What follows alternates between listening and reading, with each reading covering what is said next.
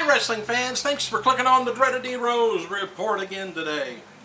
By the way, there was a guy on the info line that thinks that Nexus and Cena angle is identical to the old JBL and Shawn Michaels angle years ago, which I think is true. So they were kind of rehashing in a different direction, same thing.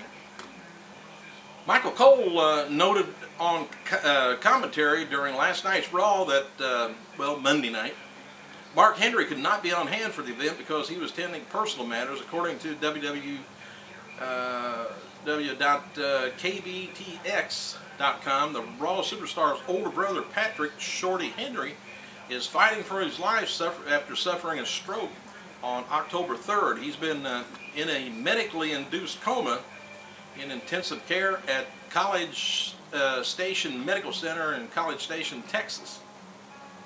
Henry also had 2 brain surgeries to stop the bleeding, so man, that's tough. Anyway, family and friends are taking up turns talking to Shorty to try to, get him back out of his coma, I guess. So anyway, it says keep your prayers coming. God works in miracles, says Jennifer McGrath. That's Patrick's wife. So that we have faith, we need him back, and his babies need him. All right. The great Kolli, he's going to be appearing on an ongoing 4th season of Indian reality television program Big Boss this Friday in a wildcard entry, reports technewsports.com, something like that. It's an Indian version of the Big Brother format.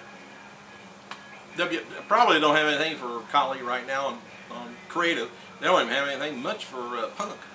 They did a little bit of something Monday. Anyway, WWE superstar is replacing the contestant named Bunty, who is expelled from the program for bad behavior, breaching of house rules. That's on the, I'm back to the Big Brother format thing. Anyway, the website notes that Kolli's entry into the reality television show lives to be difficult for those who imagine the kitchen as they cook meals for him, which I guess is just monster meals. Hey, I want to get this out of the way. I haven't done this in a while. It's history. Got more news after this. Don't get excited. Anyway, October 12th, 1977, Baron von Raschke defeats Ricky the Dragon Steamboat. I think he was just Ricky Steamboat then, to win the NWA television title. Same day in 1992, Bret Hart wins the WWF Championship for the first time, defeating Ric Flair. 1999, at SmackDown taping, Big Boss Man defeats Al Snow to win the WWF Hardcore Championship. This would air on 10/4 edition of SmackDown. I missed the Hardcore Championship. That was always kind of fun. Maybe not for the wrestler. Anyway, 2004, Team Canada defeats Christopher Daniels and James Storm to win the NWA World Tag Team Championship.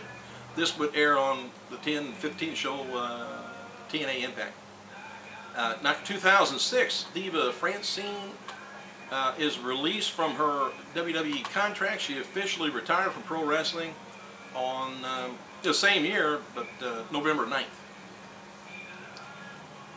On 10/2/2008, highlights from the Bound to Glory was Sheik Abdul-Bashir defeats Consequences Creed to retain the X Division title. Terrell Wilde retains the Women's Championship, defeating Awesome Kong and Roxy.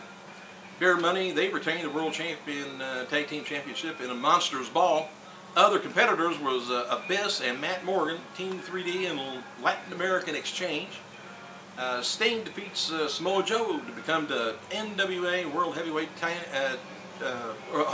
Champion. Anyway, today's birthday, Dusty Rhodes, born 1945. Do your math if you want to know how old he is. Rodney Mack, remember him? Born 1970. World Wrestling Entertainment SmackDown Live Tour of Mexico this past week was a disappointment, I guess, at the box office. I'm not sure how they're... I know they're getting good ratings on TV, but I'm not sure how the economy is even down that way. Friday's show in Mexico drew 9,000 fans, less than half the arena seating capacity for the event, with Rey Mysterio taking on Alberto Del Rio. and his father showed up there as special guest referee, by the way. Mysterio simultaneously hit the father. Well, anyway, the event, I think last year, did about 15,000, filling about 95% of the arena. But it's been a while. It's always different the next year. Meanwhile, Sunday's event in Guadalajara drew 10,000, filling a 70% seating capacity for the arena. Towards this substandard attendance is being attributed to WWE holding events in that country too frequently and Rey Mysterio losing too many times. Do you hear him? I hope you do something about it. Alright, there's photos on TMC of last night's Impact taping angle, which featured jwoww from MTV's Jersey Shore series. I don't know why everybody gets excited over that. But anyway, TMZ is also sticking to the story that jwoww was paid $15,000 for the appearance on the show. However, TNA sources believe the price was somewhat exaggerated to raise jwoww's profile in the entertainment industry. In other words, they think they're trying to make her worth more than she really is. Alright, here's some upcoming, well, let me go on down. There's some book signings that Mick Foley's going to do. There's October 13th. This is one day right after the other. October 13th, Orlando, Florida, Barnes & Nobles. Atlanta, Georgia, Barnes & Nobles.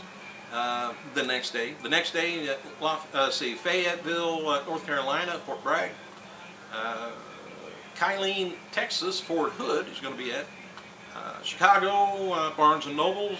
Then the next day is Charleston, West Virginia, Marshall University, and Lexington, Kentucky, Joseph Beth Booksellers. Ticketmaster is going to be hoping to pre-sale tomorrow morning, 10 a.m. for a live Raw event. It's going to be in Madison Square Garden in New York City, December 26th, day after Christmas. Password is cena nexus. You want to get in on it. Anyway, today's Hall of Famers, by the way, and head writer FCW's Dusty Rhodes, which I told you was turning 65. F4W Online says NXT Rookie Diva and favorite amongst WWE management is Kaitlyn and Naomi. My favorites too. Company officials are said to be super high on Kaitlyn following her match with Vicky Guerrero last week, which was funny. I think that's probably going to be on tonight too, another one, I mean. While Naomi was considered far best athlete of the three cast. The other three, I guess. WWE tentative plans for both contestants following the season's conclusion. So they got plans for both of them. Former WWE star Batista, Dave Batista, could be set to make his MMA debut in early 2011. TMZ's reports that he met with Strikeforce developer or promoter Scott Coker for the MMA promotion show this past Saturday. WWE, by the way, Wrestling Highest Flyers DVD is officially in stores today. I think that'd be a good one. WWE is going to be taping NXT SmackDown tonight at the Rose Garden, Portland, Oregon. No match has been announced for either, but I think it's Kane versus Undertaker for a street fight match is being advertised locally. And they're likely to hold qualifying matches for Team SmackDown. WWE has confirmed a Raw versus SmackDown match on bragging rights is going to be a 7-on-7. Final number of Team Raw is going to be announced next week on the Go Home edition. Joey Styles took a shot at TNA on Twitter last night by comments saying, Zack Ryder reminds me of MTV's Jersey Shore. By the way, do you think who do you think is dumber, Jersey Shore's Ronnie or whomever writes TNA?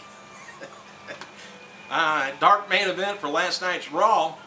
Randy Orton defeated Sheamus and Wade Barrett in a three-way. Orton hit the old RKO and Sheamus for the win. Let's say a couple more things. Just a week after the Bloody Elbow story, quoted Dave Batista in a dismal showing of the mixed martial arts prospects, I guess. Coming to light. Animal reaffirms his desire for fighting Strikeforce. Let me see, what else have I got here? There's been no update on the last week's accompanying claim about Batista looking forward to the first, going back to WWE rumors. That's all it is. Hey, thanks for clicking. I gotta go.